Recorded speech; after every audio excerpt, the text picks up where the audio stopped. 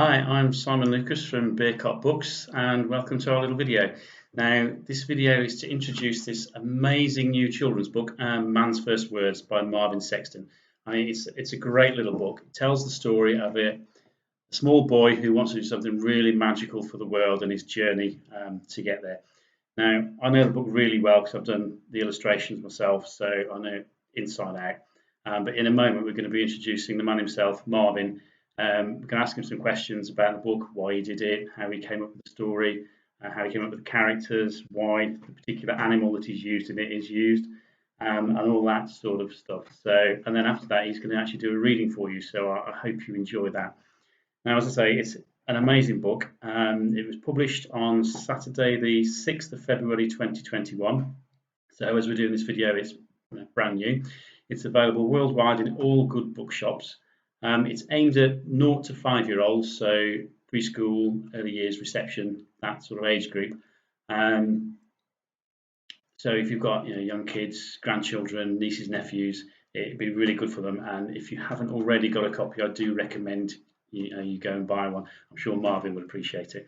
But it's not just little kids as well, big kids enjoy it. I mean, when we first got the manuscript from Marvin, I showed it to my kids who are now 19 and 21, and they thought it was fab. My wife works in a primary school, and she thought it was brilliant. And at the end of the day, that's why we took it on and we published it for him. So, it really is good. Please go out and buy a copy. So, without any more messing about, we'll introduce the man himself, Marvin, and he can tell you more about it. Okay, great. So we've now been joined by the man himself, Marvin. Good evening. Thank you very much for joining us, and congratulations. You're now a published author. How does that feel? Well, amazing. Beyond my wildest dreams, if I'm honest. It's not something I ever thought I'd ever achieve. It's I think a lot of people want to write. At least I know a lot of people who've sort of tried to write a book and be published, and just never ever saw that happening. Yeah, well, I mean, it's a great little book. I mean, we loved it obviously because we produced it. But I know it's aimed at sort of 0 to 5-year-olds, but I showed it to my kids, and they're like 19 and 21, and they thought it was great. My wife loved it. She works at the primary school, and it was brilliant. That's why we took it on. So it's a great little story about this little character and his big journey and his big adventure. So what gave you that idea in the first place for that particular story? Well, so I've got a 3-year-old son. So I wrote it about probably 2 years ago, just over 2 years ago, and he was running around the house just sort of making sounds that didn't really make sense, and he'd quite often say "rah" for no apparent reason. So he said it once, and it just got me thinking, like, how does he know that he's just making sounds, or does he think he's saying words? And then that sort of snowballed in my head to think, well, how did the first people know that they were making words instead of sounds, and how did that first verbal interaction actually happen? And so within a couple of hours, I couldn't stop thinking about it. I was in the shower, and I'd written the first probably 3 or 4 lines in my head, and then I came out and had to sort of write the lines down in my phone, the ones that I knew that sounded good together, and then just couldn't stop writing after that. Sort of the next following days, I was just constantly updating it, tweaking it, changing a few bits, and it just snowballed from there. Yeah, it's certainly a great story. You've done a good job, because I know I've obviously done the illustrations for the book, so I know it really, really well inside out. But I think as we were working through it over the last 6-9 months, whatever it's been, I think we only changed about 3 words. So you'd obviously done quite a good job up front. Sometimes editing, you can end up changing loads of stuff. Well, I never knew what the editing process would be, and obviously I put it out to a few publishers, and when you picked it up, I was like, I didn't know what the process would be. I thought you'd change it from front to back or something. You just don't know what an editor or a publisher is going to say about it. And I was really surprised. It's almost the original manuscript, like you say, 2 or 3 tweaks here and there just to make it fit with the illustrations. that was it. But no, it's been a really easy book to work on from that respect. As you say, sometimes we do end up changing loads of stuff. I mean, particularly with bigger books, not so much with the picture books, but you might have to tweak the story because it's got a hole in it. But this is just brilliant. Now, you mentioned there that your lads use the word "raw" a lot. Now, for those who haven't read the book yet, that's a very, very important word. And it sort of leads into my next question, which was going to be sort of how did you pick the names for the characters? But that's the answer to one of them, obviously. Yeah. Well, so obviously Ra came from that. And then it's a little bit rudimentary. The girl's name was a girl's version of Ra, so it had a G on the beginning. Yeah. And then Ma and Da, I just wanted to be the beginnings of that sort of family unit. So obviously Ma and Da mean mum and dad. And it was just sort of a short, sharp sort of name for them that was related to obviously who they are. Yeah. Okay. Now it's obviously set in sort of prehistoric times, for want of a better phrase. And there's a very, very important animal in the book. Yep. I don't want to give too much away yet because I know you're going to read it in a minute, and you'll probably show some pictures, which is fine. But how did you come up with this particular creature, and why did you involve him in the story? Well, so obviously, firstly, I needed an animal that would say "Ra." So it was going to be a fierce animal, and because of the time it's set, I don't think there's any more iconic animal than a saber-toothed tiger. Yeah. So I thought that was the perfect fit. Yeah. Well, it certainly works well in the story. It was a nightmare for me as an illustrator because I'm not usually an animal drawer, so I had to practice that a lot. And I know you sent me a few revisions for the cover, should we say, which is all part of the process. But it's one of those things. But yeah, so it's been great. So I think best thing for me to do now is to hand over to yourself, and you can talk directly about the book and do the reading that I know you're keen to do. We're certainly keen to hear it. So without any more ado, I will hand over to yourself. So yeah, thanks.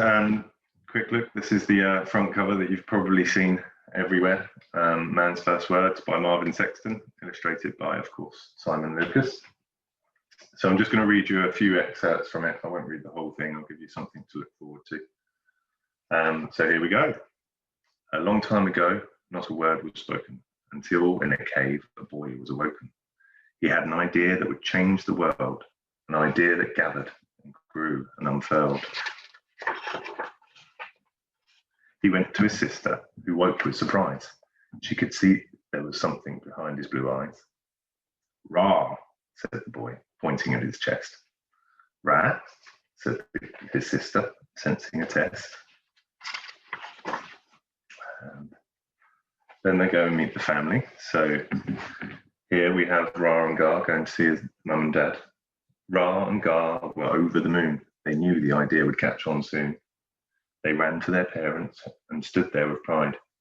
The excitement was clear to see in their eyes.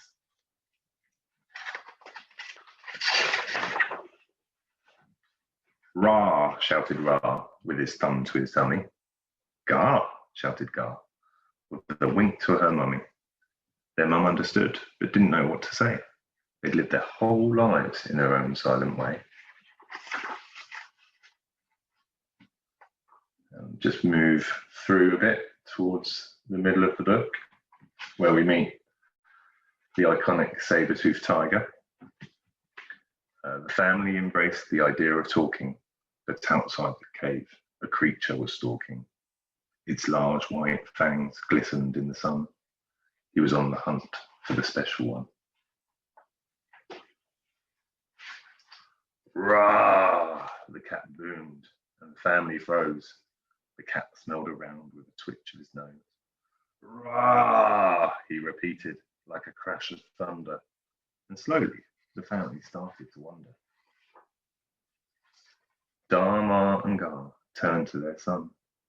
They pointed to Ra, their own special one.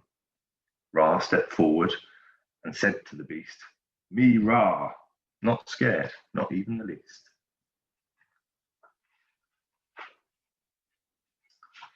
For Ra had a set message to send to the world, a message that gathered and grew and unfurled.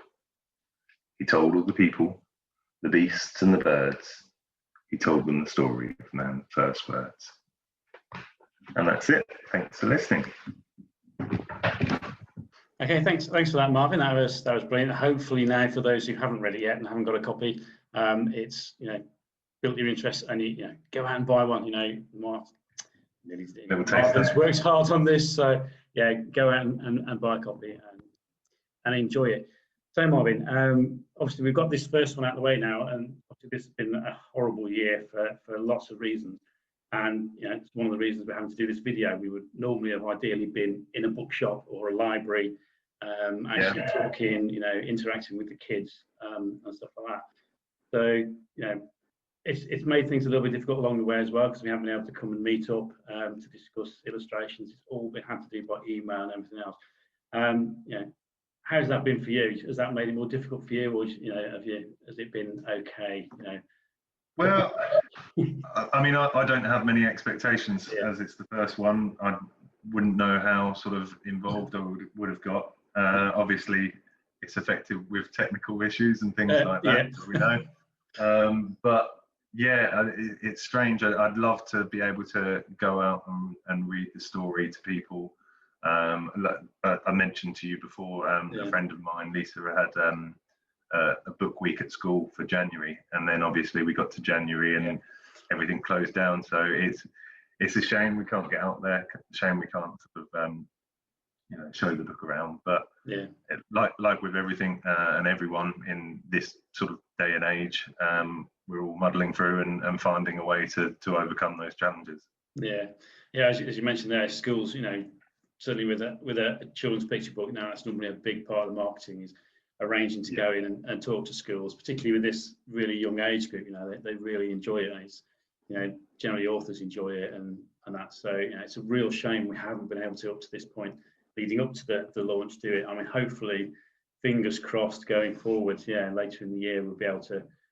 Although there is definitely one benefit. My wife is a Year R school teacher. And obviously they're doing sort of recorded lessons, so obviously I can get them to read the book, and it goes out to plenty of households. I haven't managed to convince my wife to do that yet. I have to work on her on that one. I know. Work on that. Certainly, some of the teachers at school have bought and have ordered copies, so who knows? It might find its way in there. I mean, one thing we will do sort of later in the year, a bit further downstream, is we will run a competition for schools, so they can win some copies. Okay. So we look forward to that. If anybody looks at got kids that go to school, grandchildren, nieces, nephews, whatever, keep an eye out for that. It'll be on our website, which is www.beercupbooks.co.uk, and obviously we'll post it in this Facebook group and generally on Facebook. But if you've got anything like that you'd like us to try and arrange in the future, just get in touch, either with Marvin or myself at Beer Cup. We'll try and arrange it for you. We do discounts for schools as well, actually, which is worth mentioning. We give them 20% discount if they order from the school direct. So that's also comes in handy. If you want to buy through the school, you can get, the school can get a bit cheaper and potentially earn some money off it for themselves as well, which is great. Okay, so the big question is, have you read it to your son yet? Yes. Yeah. And what did he think? So he's obviously 3, so he's brutally mixed. So because obviously I got a proof copy before everybody does, so I used that as a sort of a lesson for it, and I read it to him at bedtime, and he did like it, he enjoyed it, and then the next night I tried to read it to him again, and he said, "No, Daddy, it's my choice now." So I was like, maybe it's not that great, because he's the type of, every kid, I'm sure, they have a book that they go 2-3 weeks, months, sometimes just reading the same story day in, day out. But since then, luckily he has come back to it and he's asked me to read it. That's good. And so it's not all bad. It's just I think he was brutally honest with me and and it's a brand new story, so Yeah. it didn't have time to sort of make a full-on impression. And since he's come back to it, and he wants me to read Daddy's special story, so it's all good. Brilliant. Well, that's good news. Does he like the pictures? That's more. Yes, yeah. He said to me, he said, "Daddy, who illustrated this? This is amazing." No, he really likes the pictures. Yeah. I believe it. Well, that's great. I say, it's a fantastic book. I hope it does really, really well for you. I know pre-sales have been, really good, which we wouldn't expect anything else really. It is such a nice little book. I know we've got some reviewers working on it at the moment, so they'll be posting their reviews online, so that's going to be interesting to see. Fingers crossed. We do work closely with some book bloggers, and we would normally work. Well, we do still work directly with sort of smaller bookshops, and I'm really annoyed that we can't go and show it directly, because they normally support us an awful lot, little independent bookshops. So we will be getting out to them as soon as we can. We will be going to them and talking about it, and I'm sure they will take it on board. Excellent. It's great. Okay, brilliant. Well, I think that's all the questions I've got. So thank you very much for your time. I know I've enjoyed it. I hope everyone else has. And so one last question, actually: is there a sequel in the pipeline?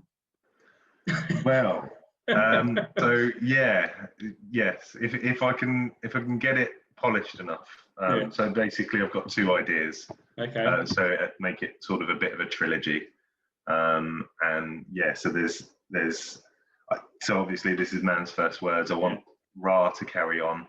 Okay. I need to try and think of a name for the saber-toothed tiger, so we could make a competition about that. But well, it's going to follow their travels and go through beyond just words and looking at other sort of learning things for children, things that they need to learn about.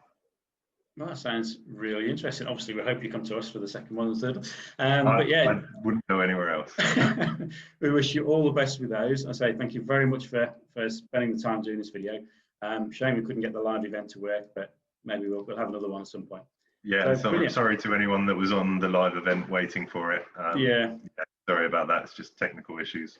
Yeah, technology. I'm probably not the most, despite working with computers all day, I'm probably not the most technical person when it comes to this sort of stuff. But, so yeah, thank you for those that were there for the live event that didn't happen. So again, apologies for that, but we got there in the end. We've got the video. So I hope you enjoyed it, and thank you very much. Thank you, Simon. Thanks. Cheers.